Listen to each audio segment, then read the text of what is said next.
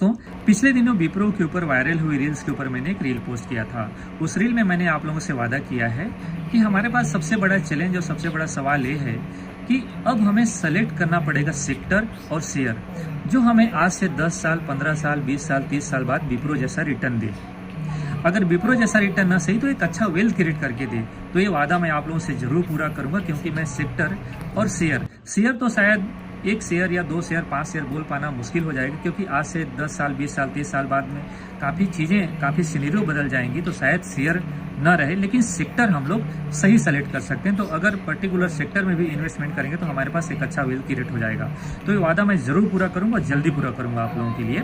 लेकिन दोस्तों, इससे भी बड़ा सवाल अभी मेरे सामने ये है कि जब मैं रील पोस्ट किया तो बहुत सारे दोस्तों के कमेंट आए, उसमें से बहुत सारे सवाल आए। ये जो सवाल आए हैं ना, ये एक बड़ा दिमाग को ना झंझोड़ने वाली सवाल है और बहुत क्वेश्चन पैदा करता है मन में। क्योंकि जो सवाल आए हैं फ्रेंड्स, वो सवाल पहले सुन लीजिए क्या है, क्योंकि आप ही लोगों के द्वारा आया है।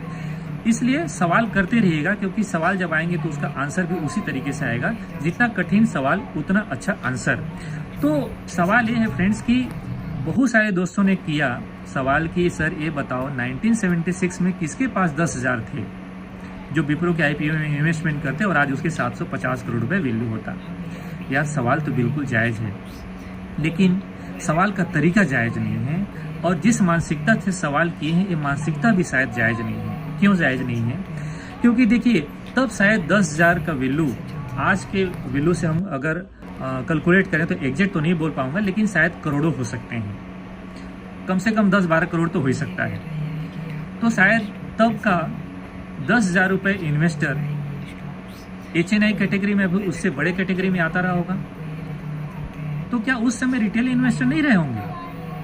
क्या छोटे निवेशक नहीं रहे होंगे? बेशक तब बहुत मुश्किल रहा होगा शेयर बाजार में इन्वेस्टमेंट करना या फिर IPO में इन्वेस्टमेंट कर पाना, क्योंकि इतना आसान नहीं था तब।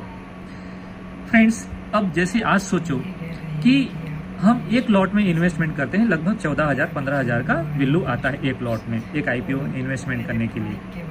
तब भी इसी तरीके का इन्वेस्टर रहे होंगे जो एक लॉट के लिए अप्लाई करते रहेंगे, 2 लॉट के अप्लाई करते रहेंगे, जिनको 10 शेयर 15 शेयर का लॉट मिलता रहा होगा, जिसके वैल्यू शायद 100 या 200 रहा होगा या 50 रुपये भी रहा होगा।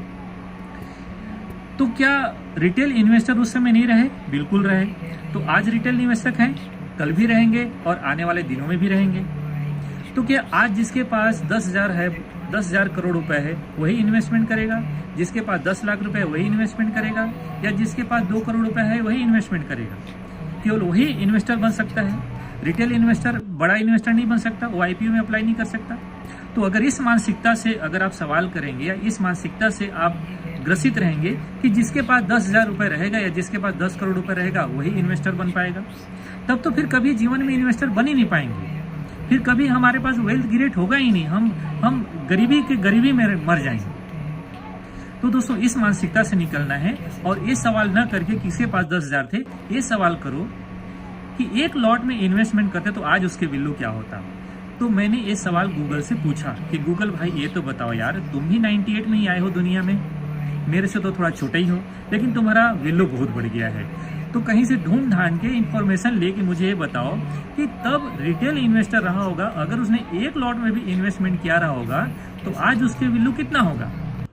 तो गूगल बोला, मोहन भाई चिंता मत करो, मैं बताता हूँ। थोड़ा देर टाइम लगाए, फिर उसने बताया बहुत जल्दी कि स्मॉलेस्ट इन्वेस्टर भी रहा होगा, केवल विप्रो का 3 शेयर भी होल्ड किया रहा होगा, तो आज उसके वैल्यू, क्योंकि विप्रो ने इतना बोनस दिया है, आज उस 3 शेयर की बोनस साइज मिला के 20,480 शेयर होगा। 2024 की मैं बात कर रहा हूं। अगर 1980s में केवल 3 शेयर होल्ड किया होता तो आज उसके वैल्यू 20,480 शेयर होता, बोनस शेयर मिला के। और अगर उसको आज के मार्केट प्राइस से कैलकुलेट करोगे जो 500 के ऊपर चल रहा है, तो 1 करोड़ रुपए से ऊपर होगा। अब बताओ, अगर आज 1 करोड़ रुपए आपके पास होता तो आप क्या क्या नहीं कर लेते। सोचिए। फिर आप लोगों को नेक्स्ट सेक्टर और विप्रो जैसा रिटर्न देने वाले स्टॉक्स और सेक्टर के ऊपर बात करेंगे। Thank you. फॉलो कीजिएगा, चैनल सब्सक्राइब कीजिएगा, यूट्यूब में आके भी चैनल सब्सक्राइब करिएगा और दोस्तों को शेयर करिएगा। Thank you.